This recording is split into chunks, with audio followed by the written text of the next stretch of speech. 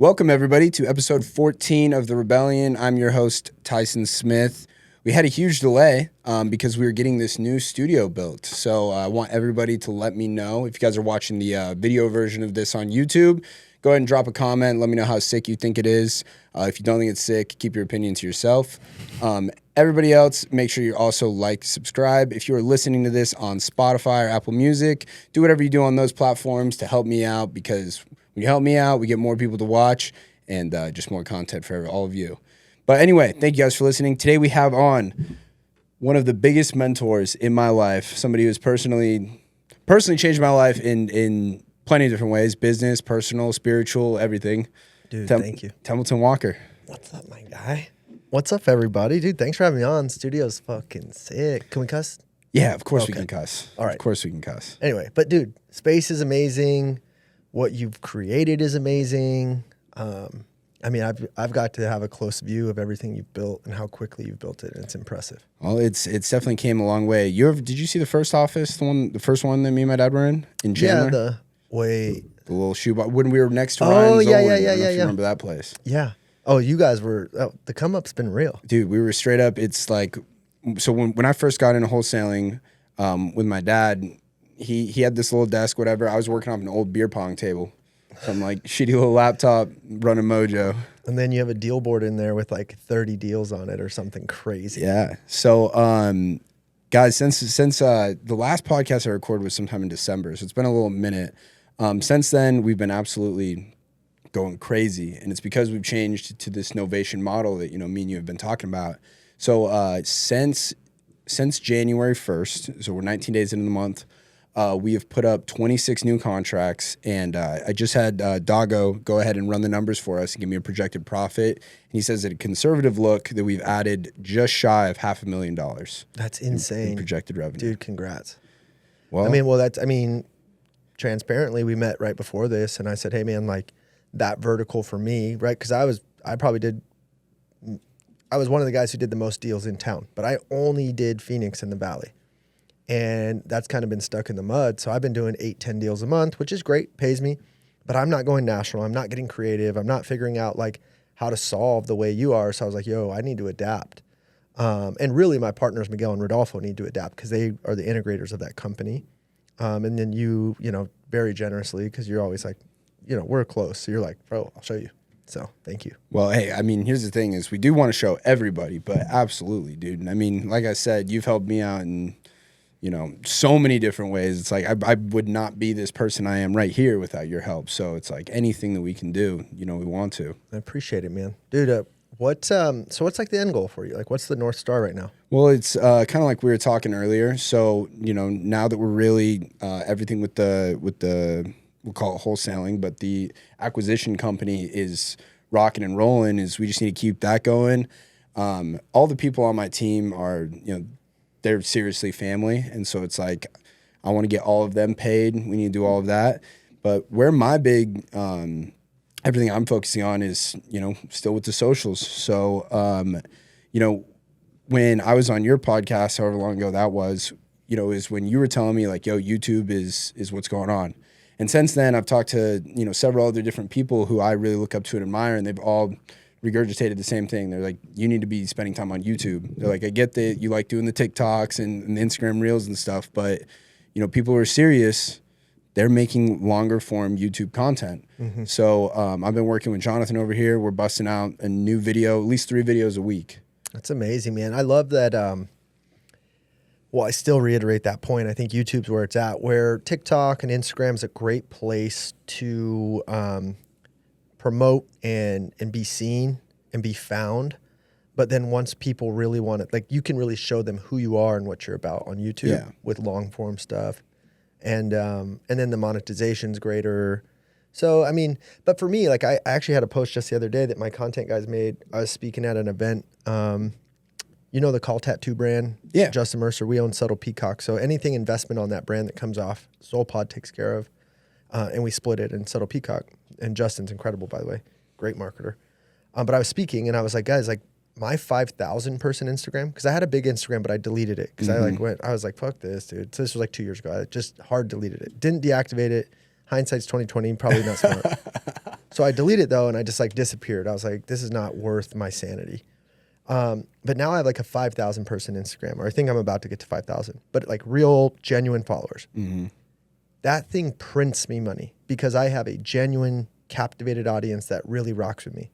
I would take that over a 1 million person Instagram who doesn't care. Oh, absolutely. You know what I mean? So I think people always have to keep that in mind is like, do you want influence or do you want notoriety? Mm-hmm. I want actual influence where I can genuinely move the needle on my companies, because all of this content at the end of the day, at least the reason for me is to go make more money and to have a greater impact. Because if I have a greater impact, then I go make more money. But I'm not doing this for fun, right? Yeah. Like I'm doing this for a reason. Because right now I'm spending time away from my wife and kids or my health or my hobbies. Even though it's you, I love spending time with you. But content in general is taking my time. So if I'm not doing it for a reason, then what are we doing here? Right. And I think once I got clearly like, why am I doing this? What is my ask? Like if someone's watching this, why are they watching me? Like what am I delivering in value?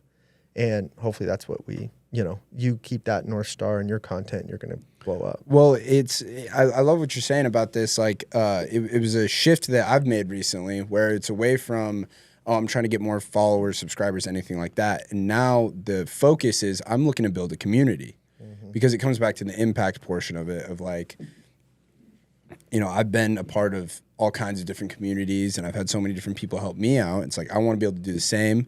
And along with that, something that we were just typically talking about with my dad is when I help explain to somebody when I help explain a topic to somebody or how to do something to somebody, I learn that topic so much better. Yeah. When you teach, that's like the greatest level of learning. Right. So it's just like, it only makes me better. And I think that it's also something that I do enjoy. I like spending the time making the videos and doing stuff like that. For sure. Well, and you're good at it too. Like I think there's something to be said when you're in your zone of genius. Like when you are great at something, time flies, right? Like you end up getting in that flow state. Mm-hmm. So if you put me on spreadsheets or like TC or like that that day is going to drag. Yeah. But if you put me in conversation with human beings and let me just like be in front of the lights and have conversation and share and teach and just be high energy and impactful, my day goes like that because I love it. Yeah. It's not work. So I think what you're talking about is like this content thing for you you're good at it, dude. I so those that. days probably don't feel like a grind. They're like fun. Like this podcast is fun. Every single day has been fun. I mean, since I've really gotten to the point now where it's like I'm just able to do, which also came through another thing that you've been huge on is you're like, you need to be intentional about your life. You need to, like, one thing you did was you wrote down, like, you posted on Instagram. It was like, this is what my perfect day looks like. Yep. I have all of these things. I spend X amount of time with my kids. I get to spend X amount of time with my wife. I spend this much time learning. I do this, right? Yeah. But you planned it out, right? Where I think people think they're like, oh, I would love, like, my perfect day is I go to the beach in Hawaii and do this and that. It's like, no, it's not. Like, what are if you seriously look and think about this, of what do I want to have happen every single day for it to be a perfect day? I think I've done that better than most, that I am so intentional with your dream life is possible today. Like I wanted an outdoor shower. Well, guess what? I went to Amazon. I got this teak wood cool outdoor shower for $180. I shower outside almost every day. Yeah. Okay. So $180 and an intention just started to give me a piece of my dream life. I love getting in the sauna, and I've been fortunate to make a bunch of money, but like, even if I didn't, that sauna was a $6,000 investment. This like barrel sauna, it's badass. I'd stretch and do yoga in there and all this stuff. Well, that was $6,000. Like, okay, my dream life. So I'm in the sauna for an hour every day in my backyard. I put a pool in, that was like $40,000. I don't know. My cold plunge cost me like $1,500 to build. I'm in cold water every day. I love doing those pull-ups on the rock climbing thing. That was probably $80. My dog, who I love, she's like my little personal trainer. I run her every day. She was like $2,000 because she was like a mini golden doodle or some shit. I don't know. So everything I just added up is like, I don't know, $80,000. That's what I love doing. I love getting my pull-ups in, getting in cold water, getting in the sauna, showering outdoor, going for a mile or two run with my dog. None of that cost me millions of dollars. I don't need a jet. I don't need you know what I'm saying? Mm-hmm. Where I think people have to like have more clarity around your dream life is achievable now if you sit down and get intentional about what that day actually feels like. Because I can tell you more money is not always the answer and more leisure is not the answer. Like I've tried to retire 2 or 3 times, and every time it takes me 3 or 4 days to be like, I want to do something. Yeah. I love doing deals. I love building businesses. And I don't apologize anymore for liking to make money. Like it's my hobby. Like I love making money. So if that's my interest, then why am I going to go try to learn wood whittling or something? Because like that's what you're supposed to do. You're supposed to get like, some craft hobby or something. Dude, I like building businesses, making money, and you know what I mean? Right. So then once you have that sort of clarity around who you get to be, now you're at peace. Like, and then go to Kauai. Like I took my entire family, my mom and dad, I flew everyone out. We went to Kauai for a week or 10 days or something. I can't remember. But like, okay, I'm going to take those moments and use this tool that money is and enjoy it. But if you're not enjoying your day-to-day, you're missing the point. There is no destination you can get to that will ever fulfill you. Right. You have to enjoy the journey. There is no destination. And the journey is your day-to-day life. And I always say, show me your habits, I'll show you your life. Yeah. So my whole day and life is based around habits. And how do I enjoy a random Tuesday as much as I enjoy that Kauai trip? Absolutely. It's like, I'm pretty sure it's Peterson who said, he's like, life isn't margaritas on the beach. Like it's when you're sitting and having breakfast and these things that you do every single day. That's when it comes down. Anybody can be happy sitting down, you know, having a drink on the beach. But it's like really people, but it comes down to, I think number one is the purpose. And I think that this is something I've kind of struggled with. I'd like to hear your thing on this is people have talked to me because I've said like the real thing that allowed me to turn on and like quit being a bitch, quit being a loser and really turn on, be the person I needed to be was when I got clarity with my purpose of like, hey, here's what I want to build. I want to build this company. I want to build this community. I want to build this person of who I am now, right? Yep. And then that made everything easy. And that made, you know, shedding these bad habits easy. But finding that purpose, I think, is hard for people. Yeah. How do you think that people find their purpose? Big question. Good question. I think for me is trying stuff, dude. I had 34 jobs before I started my first company. I was like, I didn't realize I was an entrepreneur because it wasn't as popular back then. I'm 35. So from 18 to 25, I floundered, man. I was not this guy. Like I was wild. I had poor habits. I mean, I was like a stud when it came to partying. I was this guy. Right. But I had like no discipline around like building the life I wanted because I didn't have that purpose. I didn't know. So I was like unemployable. I was sweet and kind-hearted and, you know, like a hard worker, but like if I didn't like the job or I was not going to like suffer a fool's errand. So I was exhausted. I was like, dude, who am I? What do I want? And then the moment I found, that's Miguel. The moment I found entrepreneurship and I found out that I could listen to books instead of read them because I struggled like turning the pages. But if I could listen to books and you could teach me about self-development and money and finance and like just becoming the better version of myself, dude, I can read a book every 2 days. But if you're teaching me algebra and plate tectonics and fucking bullshit, I have no passion around it.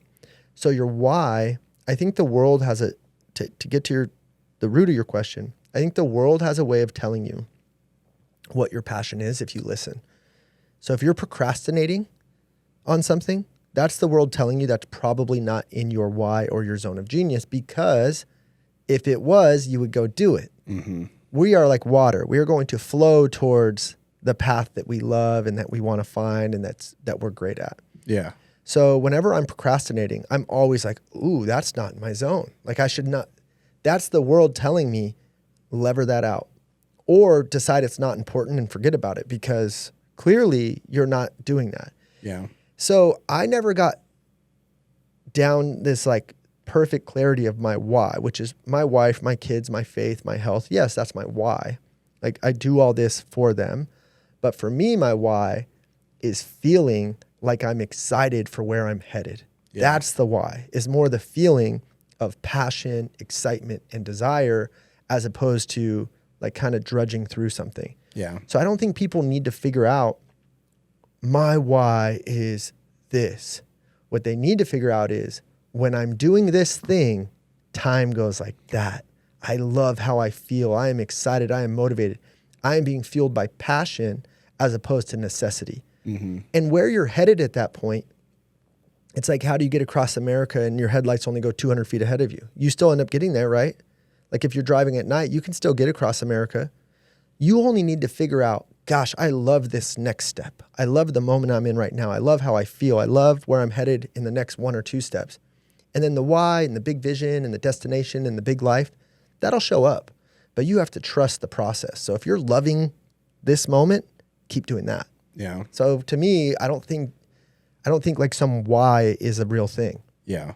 I think the moment is. See, my problem is, and I think it's absolutely right. What you're saying is focus on what gets you in that flow state when you forget about time and all you're doing is that. You're living in the now. I think finding those things. But I think that there are too many things nowadays that are like engineered to create that with you. Like for instance, playing video games. Mm-hmm. I'm sure there's people listening to this and they're like, well, shit, I don't think about time when I'm smoking weed and playing video games. Right. But obviously, come on, that's not your purpose.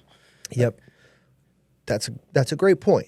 So you also have to, self-awareness is like the greatest gift you can give yourself.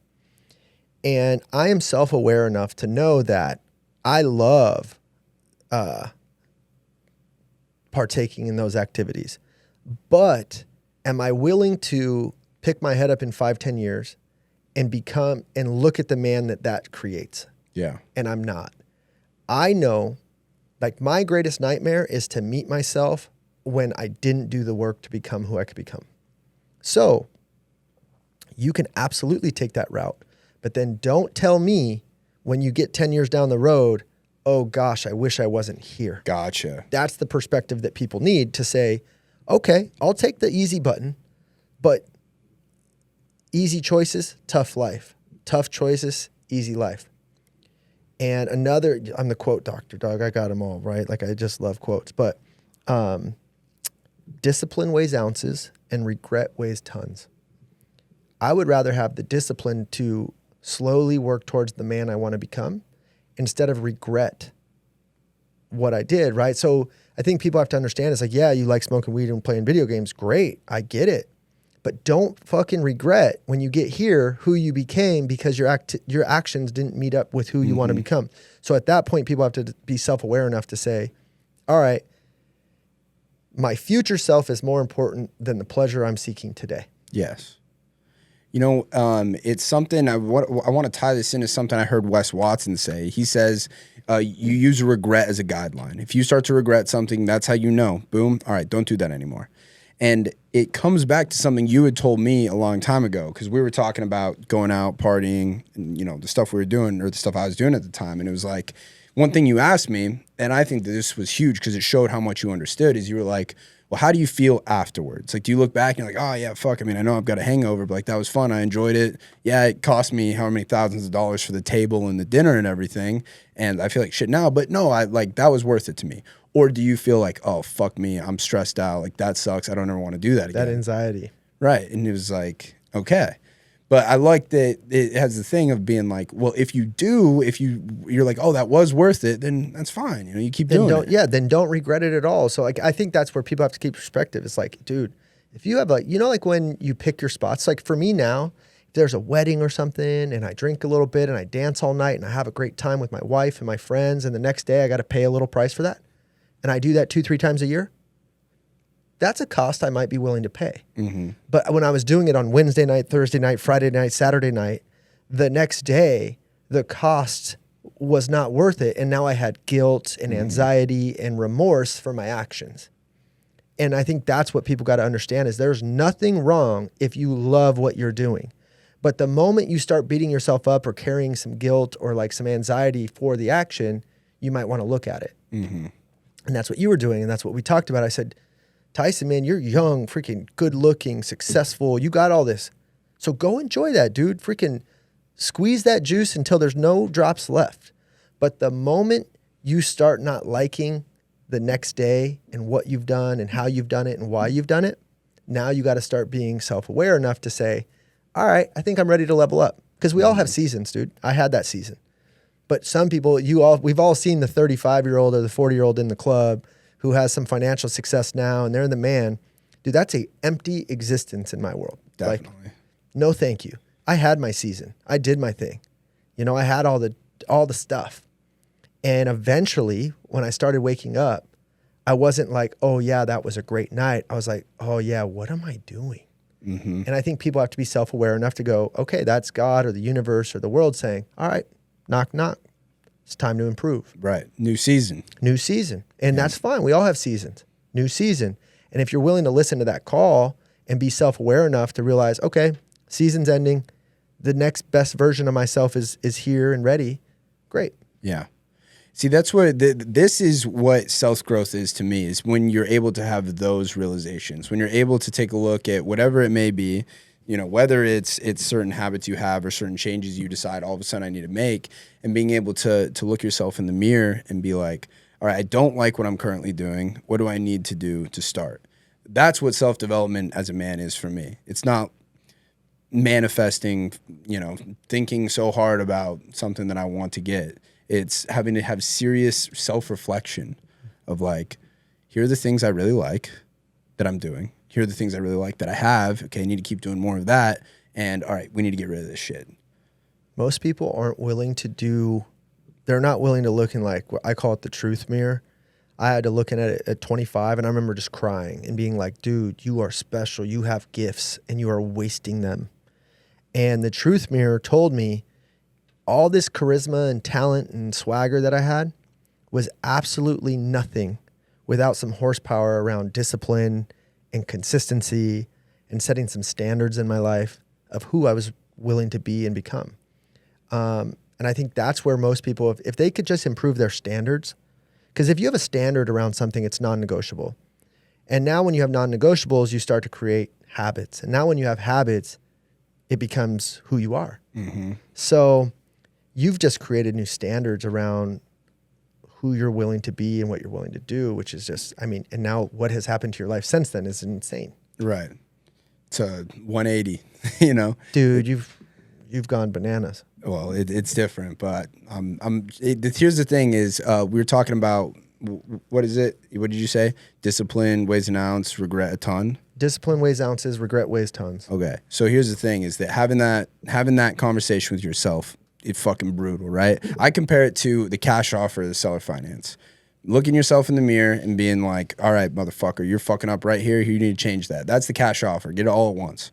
Or you can seller finance that pain and you can just continue to be who you are. And it's a little bit easier and it's just a little bit at a time. Mm-hmm. But drawn out, it's way more than the cash offer was. You know, one of the best things that a habit or just who I've become is I used to shy away from the difficult things or the heavy things or like that thing that had to get done, but like I wanted to run away and like bury my head in the sand and just be like, maybe that goes away. Yeah. Where now, dude, I run straight towards it. Like my morning, I want to go clip the heaviest shit right away. The hard phone call, the difficult problem, the call with the attorney, the call with the employee, the call with a relationship that's going south or whatever. Yeah. I want to face it right now because I am not going to let it steal my peace the rest of the day. Yeah. So I think, and I've seen you do that, right? Where you're no longer kind of kicking the can down the road. You're the type of person that's craving the conflict, not in a bad way, but you're like, give it to me now. Let's get through it so we can find a solution and move forward. I'm a move forward guy. That's a really good point. That's something I haven't thought of before, but that is exactly, I mean, it's something, Grant Cardone said something about this. Now he was talking, he was like, something that girls will do is if girls need to do something, they're like, all right, first I need to put on my makeup or shit like that. And he was like, men just go do it. And what I'm thinking about that is in what you're saying is the hard problems, the hard things you have to do. That's what being a man is about, is going and fucking doing that shit. That's when it needs the to be biggest done. differentiator from I see successful people and unsuccessful people. Successful people face it. Dude, Yeah. I have heavy stuff I face every day. But I dare someone to get in my way and have to face the intention and tenacity that I face my life with. Like, dude, I am, I have 10 companies. I have Denise and 5 kids, and I'm pretty healthy now. Like, dude, there's not a problem you can put in front of me that I'm not hyper intentional about, and not in a combative or like, I got to win sort of way. It's I'm moving forward. This is in front of me, and I will go through it, around it, or maybe I'll even invite it to come with me. Mm-hmm. Like, I don't care, but I'm going forward. Right. And when people have that sort of energy and they don't retract, they don't hide, they don't shy away, gosh, your whole life changes. So, dude, yeah, and whether you know it or not, that's who you've become. And it makes you attractive. I spend time with you and take your calls, Tyson, and we are close to each other because we have standards that are similar. And if your standards started to slip, whether you know it or not, you would naturally exit my world. not because I would make you. You would just naturally slip away because I'm going to lead from the front and I'm going to operate at a certain standard. And vice versa. If my standard started to slip, or if I was starting to dilute, you wouldn't be calling me and saying, Temp, how are you? You know, like the attraction would fade. The most attractive thing you can be in the world is fucking dialed in. Yeah. And that's why we fuck with each other, right? Like you and I are close because, dude, we're both like, we're on it. And if I was in this season right now, bro, where I was like, man, you should enjoy yourself. Like, let's just fucking get fucked up and eat and smoke. And like, dude, we have enough money. Like, let's just chill. You wouldn't be calling. I wouldn't be calling. Like we would naturally fade apart. So your standards are actually like your beacon to like your tribe. Yeah. And who you're with. That's how I got the name Soul Pod, is like your pod of people. You're connected through your soul. That's your soul pod. And that your vibe is going to attract your tribe. I love that. And I think that people need to take into account all of that of with their own relationships, or who are the people that they're spending time with that do push them to be, you know, that person that they need to be, or who are the people who it's content, you know, where they can just feel themselves settling, or not even settling, but it's comfortable, you know? Well, and I think what people got to understand is extreme ownership. Dude, I have never kicked someone out of my life.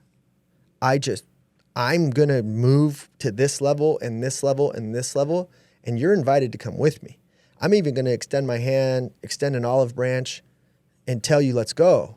But I'm not going to carry you. So you're either coming with me or not. And if you end up out of my life, don't say I didn't invite you.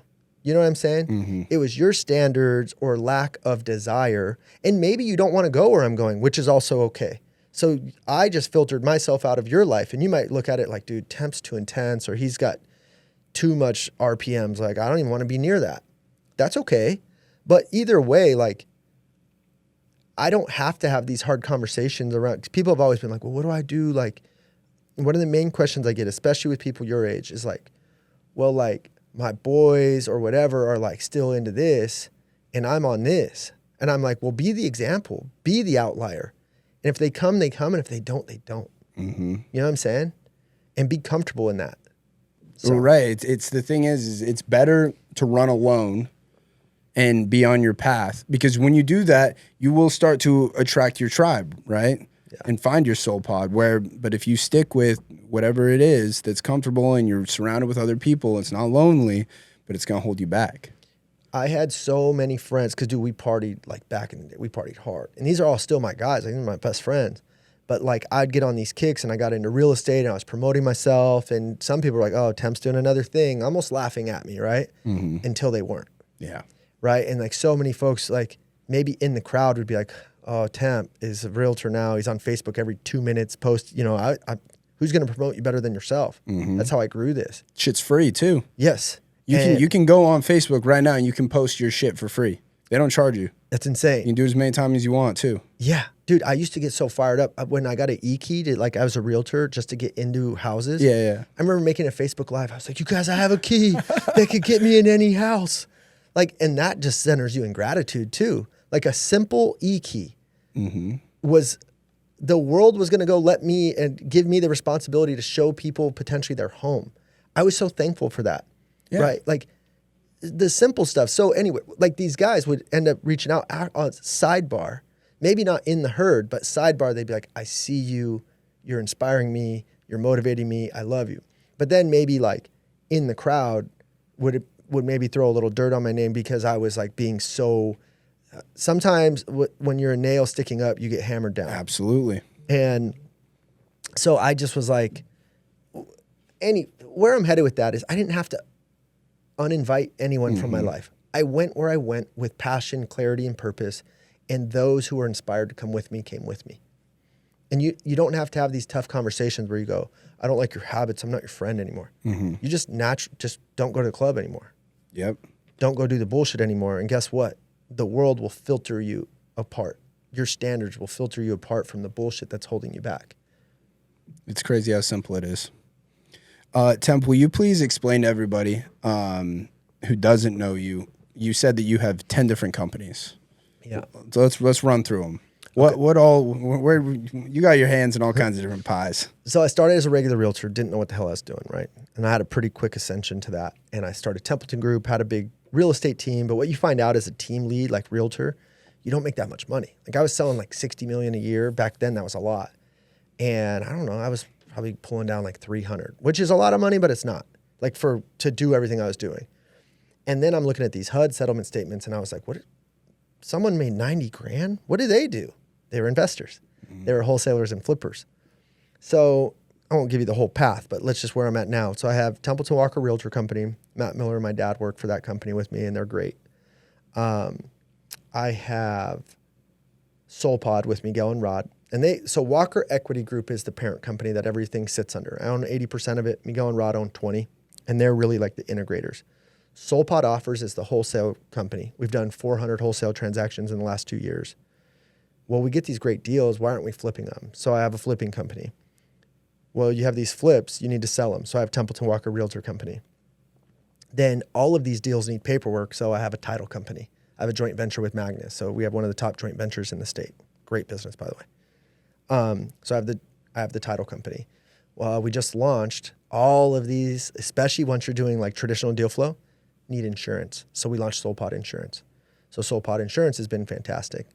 My flipping company, I would run into these major plumbing issues. The dirt out here in Arizona just kills a lot. And I do a lot of mid-century stuff. So stuff that's built in the 40s, 50s, 60s. Plumbing was always an issue. So I started AZ Plumbing Services with my partner, Kenny, who's a master plumber. And I remember telling him because he used to work for the company that I would use. Underpaid, overworked. I'm like, bro, I could get people to pay us money. Shit, my own jobs will pay us a bunch of money. Mm-hmm. I just don't know how to plumb. I'll get people to pay us. I'll run the business. So AZ Plumbing, man, has been incredible. So I have plumbing. I don't know, we got 6 or 7 there. I had luxury. So here's another great lesson, though. I'm actually killing 3 of my companies, one of which you're using, white label media. At a media company, I'm solving everyone else's podcasts and stuff. I have 13 grand a month in carry and payroll, all this stuff, to maybe go make an extra 3-4 grand to solve someone's content. When really, I just wanted to solve my own. Mm-hmm. Right. And like maybe you were like the only other person where I'd be like, all right, I got to figure this out for Tyson. Anyone else, it was just almost a metric in a company. So white label went away. Luxury box, I was taking shipping containers, turning them into tiny homes. It was a distraction. Really cool, but also too capital intensive and too difficult to sell. It was a luxury, no pun intended. It was a luxury, not a need. Gotcha. So that company went away. And I've had a handful of others, but I pretty much named the ones right now that make me like real money. Gotcha. So let's just call it, I'm going down from 10 to 6 or 7. And I'd rather go master 6 or 7 and be intentional than spread too thin, which I've done at times. Yeah. So one thing I'm really interested in is the plumbing company, because I've seen it's all over Twitter and TikTok, and people are talking about how, these boring businesses that you can acquire, like plumbing, landscaping, HVAC, like, trade natures, service, yeah. Right, where they're boring businesses, but they print money. Yeah. So this started because you happen to know somebody. It was a company that you worked with all the time, and it's like, okay, you're a master plumber. You know what to do. I can run the business. Let's make this happen. Yeah. How repeatable do you think it is for, like I said, any one of these other ones, HVAC, pool cleaning, or? Well, I won't go start a company unless Templeton, can drive the revenue. Like I talked about how powerful my little 5,000 person Instagram is, and I have really good influence here in Phoenix. Like a lot of flippers know me, a lot of investors, realtors know me. I have a unique name, Templeton. So like, that's been an advantage. Like a lot of people know who I am. And then I've done business the right way where I have a good brand and like people know my character. Like I'm going to take care of you. So no matter what I sell, I'm going to make it make sense for you. People know that. So I knew plumbing, my own flips could produce a nice amount of revenue. But I was like, dude, I know so many fix and flip guys. I don't want a plumbing company that does 20 trucks and service and becomes like this big thing. If I can go get 8 to 10 big plumbing jobs a month, like full repipes, like the revenue is a lot. Yeah. Like, I mean, you can go do 200 in a month and keep about 50%. Jesus. And I'm just, and then I know how to run business framework really well with Miguel and Rod. So we know how to run the company. So with that all being said, dude, we haven't spent a single dollar on marketing. It's just me on social media saying, hey guys, AZ Plumbing, like who can we help? God. Damn. So to say that if someone wanted to go do this, but they didn't have the influence that I have to drive revenue, might be tough. You would have to figure out how to market and like the way a regular business does, where you have, you know, PPC or marketing and a sales team that like brings the deal in. We don't have any of that because we have my social media, which is why we create content, right? Because our influence drives revenue. Yeah. So like my little 5,000 person Instagram will probably do at least $1 million top line in plumbing this year in our first year from me saying, hey guys, I'm a plumber. And what happens if you did decide to, you know, go fucking full enchilada and you start, you know, get the website, the SEO, and the Google pay-per-click and all of that? Like, yeah, it could be a whole thing. But like for me, I am very clear on the kind of life I want. yeah, I don't want 20 plumbing trucks on the street. Maybe 2 or 3. And if each truck could do 80 a month and we're taking 50 to the bottom, all right, that's 150 a year. My partner's taking half. The parent company, you know, everything flows up to the parent company. If I had 75 flowing to the parent company off plumbing, it's fantastic. yeah, Dude, I think a lot of people make the mistake of not getting clear on what a great life looks like. They say they want to make $100 million, or they say they want to make $1 million a month or $100,000 a month. But then when you reverse engineer what's required of you to do that, is it worth? Because you're spending your life, your hours, your breathing, you're spending your life in pursuit of this. When I've asked so many affluent people, friends, and even myself, how much is enough for me? 25, 30 a month, dude. If you have low debts, 30 grand a month that came in passively that you don't have to reinvest, it was just truly usable, is like, you're in a freaking great house. You have fantastic cars. You're eating what you want. You're going where you want. You're swiping the Target credit card as much as you want. There's really nothing you can't do. That's $360 a year. So why are you making a goal for $1 million a year? I'm not saying, or $1 million a month. I'm not saying you shouldn't, but just be clear on what you're actually trying to build. So for me, if having a big ass plumbing company with PPC and all the stuff you just mentioned didn't improve, like if it got noisy, I like low noise. If it's noisy, there's an acronym called ELF, Joe Polish Genius Network. I want my businesses to be easy, lucrative, and fun. So if it's a fucking grind, dude, you can keep it. Yeah. I don't need it. dude. Again, man, you inspire me every single day with how fucking intentional you are, dude. Thank you, bro. Of seriously thinking everything through like that. Like, I mean, for me, it's I'm instantly, okay, how can we go make this harder, make it bigger, better? And it's like, sometimes you don't need to scale. You have a good thing going. No, yeah, just, dude, more is not always better. Yeah. More is not always better. There's a sweet spot in certain things, right? Like, there's a sweet spot. And for me, a sweet spot in plumbing, I think, would be 2 or 3 trucks. And like, so when people are like, scale, I'm like, I've gone down that road, dude. More is this insatiable thirst for more, because if you're not growing, you're dying. I get it. But I learned to start measuring growth in profitability, or even more powerful is peace. Yeah. If my peace is growing, that's a profitable company. My profits could go down, but my peace goes up, and that company is now more successful, in my opinion. I see. That's chess, not checkers right there. It's really looking at life from fucking up here, instead of being worried, just dragged down and looking the same way everybody else is about things. Well, what people, I think, struggle with is comparison is the thief of joy, right? Like, I see you have a plumbing company with 20 trucks and billboards and bus stop signs and commercials, and I go, well, Tyson's plumbing company is freaking growing and blowing up. What people don't know is that company is freaking burning through dollars.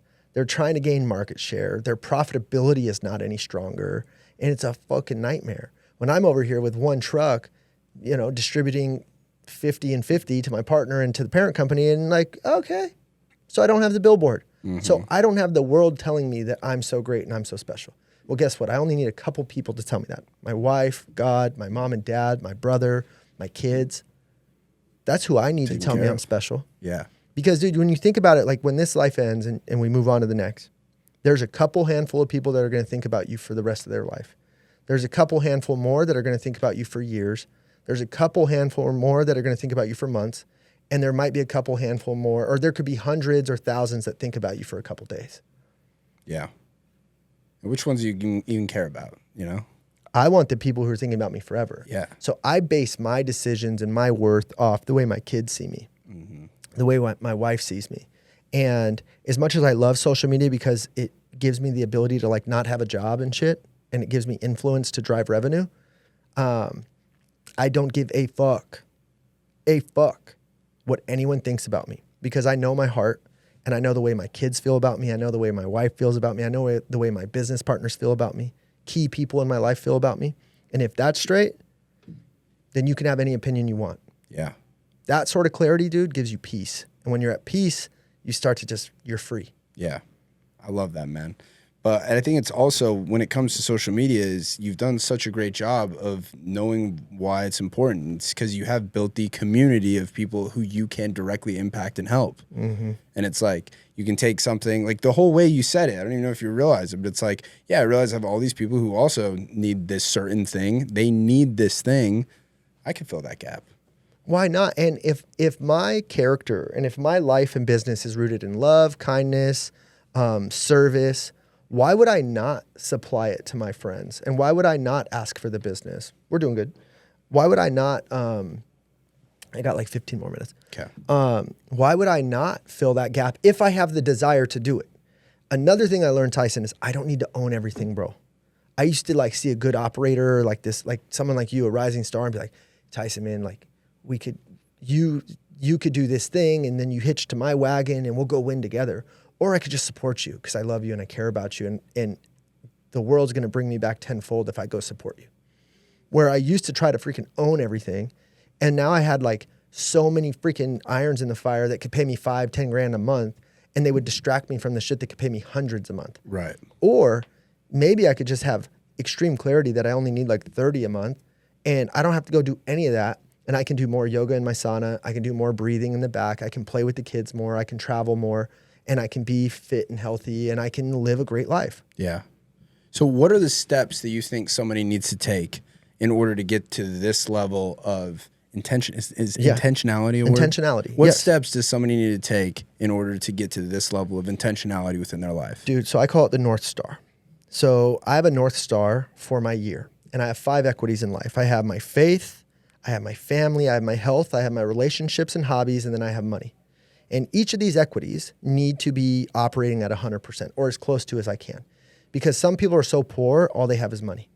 So if you are just fucking balling and wealthy, but you're fat, your relationships suck, your kids don't talk to you, but you got that fucking sick whip and you make all this money, to me, you're about the poorest person I've ever met. Or I've seen people that are so fit, like their abs have abs, bro, but they don't have a dollar to their name. They have no freaking, their relationships are soured because they're so freaking obsessed with their bodies and their image. Now that person to me is about the poorest person I've ever met. You know what I mean? Or you also have the people that are so committed to their relationships and service of relationships, but they're not selfish enough to go make enough money to actually serve those relationships. That to me is poor. Mm-hmm. It's commendable, but like, dude, there's 5 equities that I want to fill.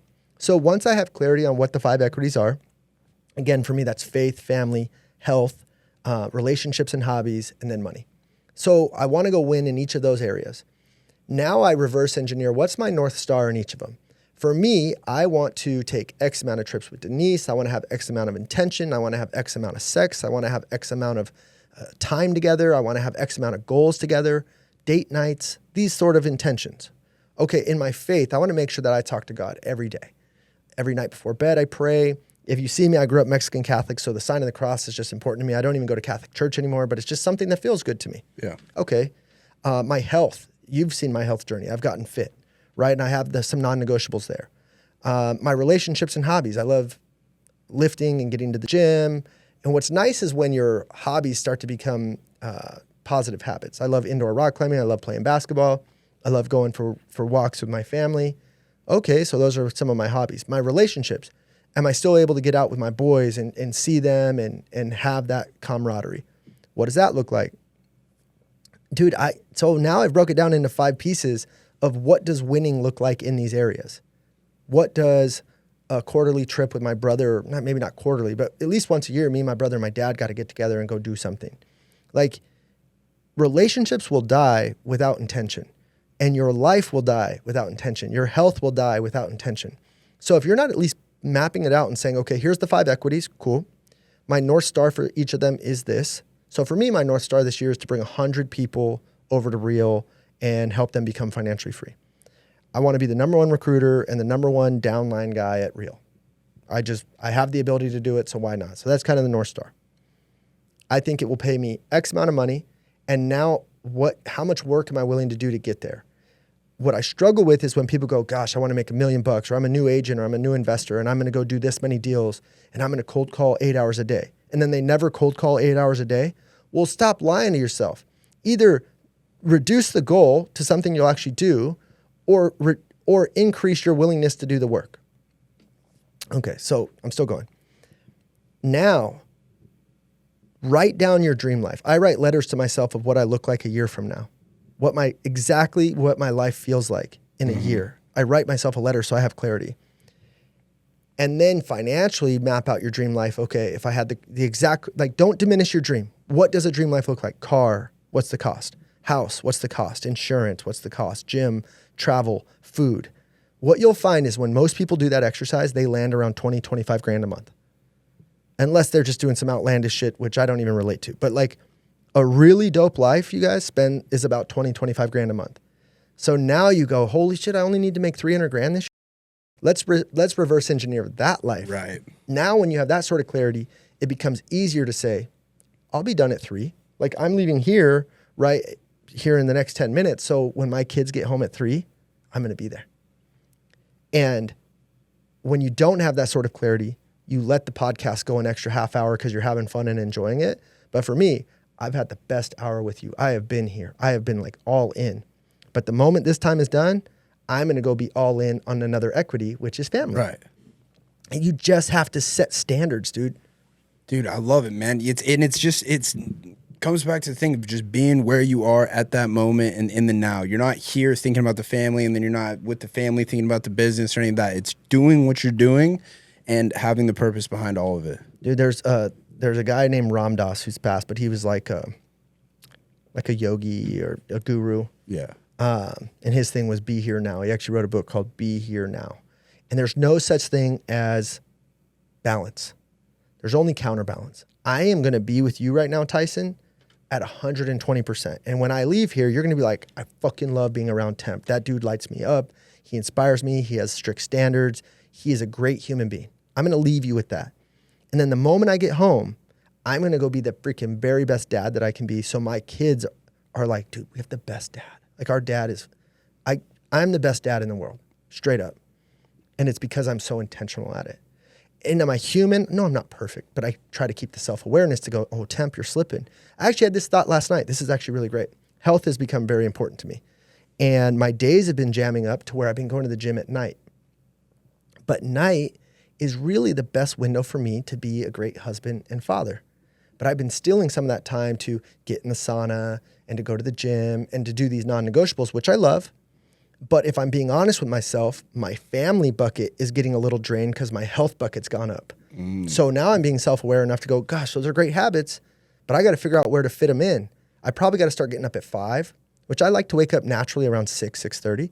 If I get up at 5, go get my workout in, get my sauna in, get my run in, well, now my evenings are now opened up to my kids have been teaching me Fortnite. So I don't fucking like Fortnite, but they do. Right. So I learned to play with them, and we sweat nuts on kids. That's what they say. They're like, oh, let's sweat nuts on these kids. I'm like, all right. I'm like, Dad's sweating. So you know what I mean? Yeah. I don't give a fuck about Fortnite, but I care about my kids. Yeah. And I've been missing some Fortnite sessions because Daddy's got to get to the gym because my health bucket is important. Mm-hmm. So this is like dude, it's an ongoing process. Yeah. And you constantly got to be fine tuning in. And dude, I'm willing to say when I'm wrong. I'm willing to change my mind. I'm willing to say, gosh, Temp, you're slipping. And if you have that sort of self-awareness and the willingness to just be like, I want to get better, how cool is that? So hopefully that answers. Absolutely it does. But I think that one of the overarching theme is the mirror of truth, as you said.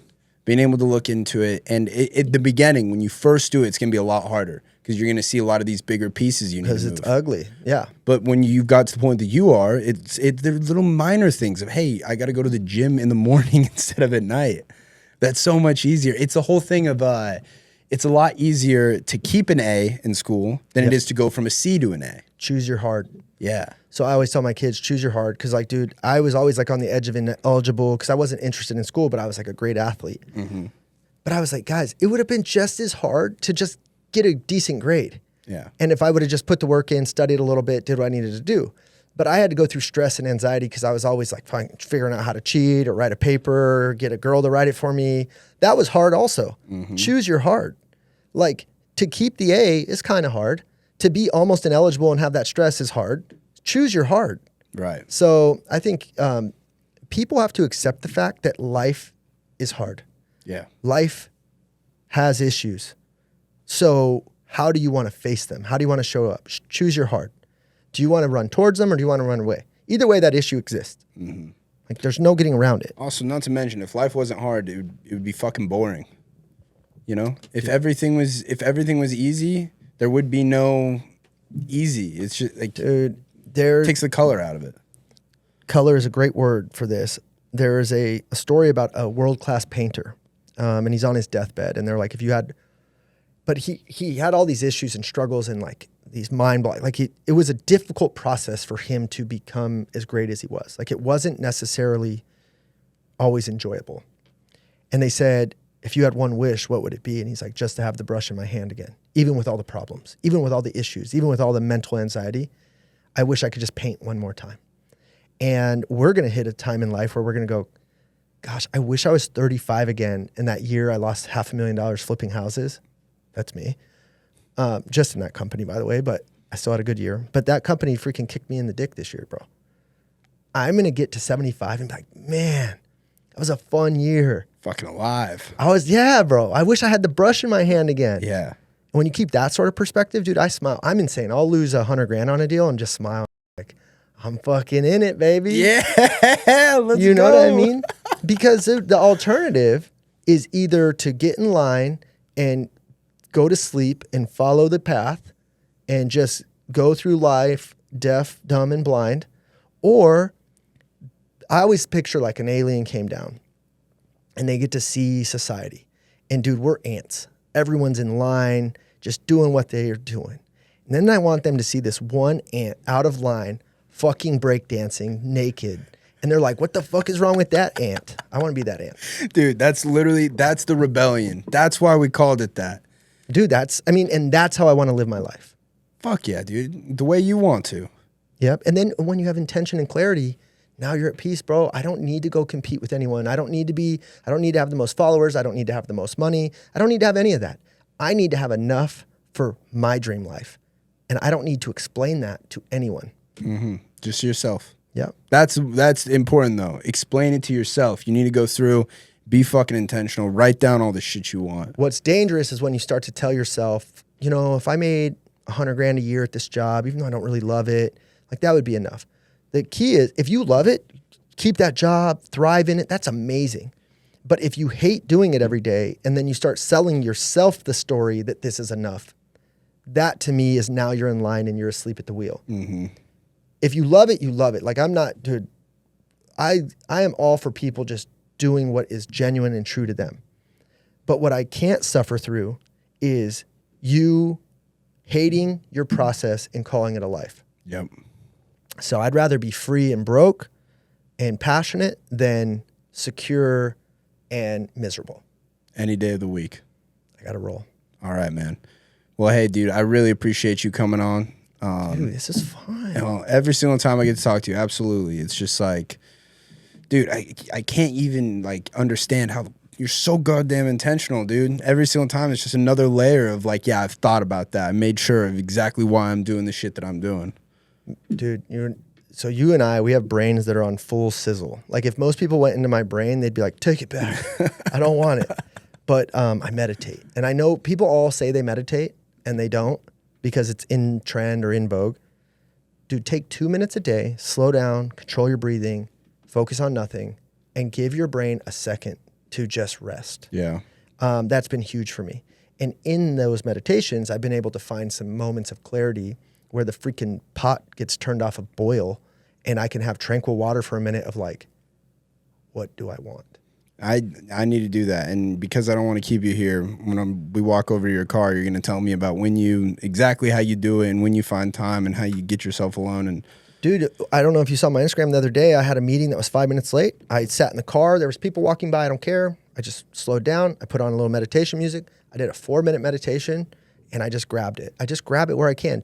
I take 2 to 20-minute sessions where I can get them. Dude, I meditate at least twice a day. And it might be 4 minutes total. It might be a 2-minute reset and a 2-minute reset, but there's no rules around it. Right. Dude, right before a podcast, it's like you have this whole crazy freaking like thing now. Come in this room, take 4 minutes, slow yourself down, and now you have the tranquil water to make decisions from. Where guys like you and I make mistakes is we move too quickly. Yeah. Which speed is good, but speed with clarity is better. Yeah. I think that there's a fine line there of being able to figure out about having to figure out what is, like, how do I know that I have clarity before I jump on this? You won't always, but just developing the habit. It's like going to the gym and doing cardio for 30 minutes. Like even if you do it wrong, it's probably still good for you. Right. So even if you slow down for 5 minutes and you do it wrong, it's probably still good for you. Yeah. You don't need to have all the answers. God, that's what I've been telling everybody about the gym. It's like, dude, don't fucking, what do you Just mean? go. Why are you worried about all that, man? Just go build the habit first. Do it. It's going to help you. And then we'll iron out. So I think that's what's key for you is just create a standard that says, hey, Temp does it. I look up to Temp. He's my guy. He's like a big brother. It's working for him. Just like I look up to you in the gym. I'm like, all right, it's working for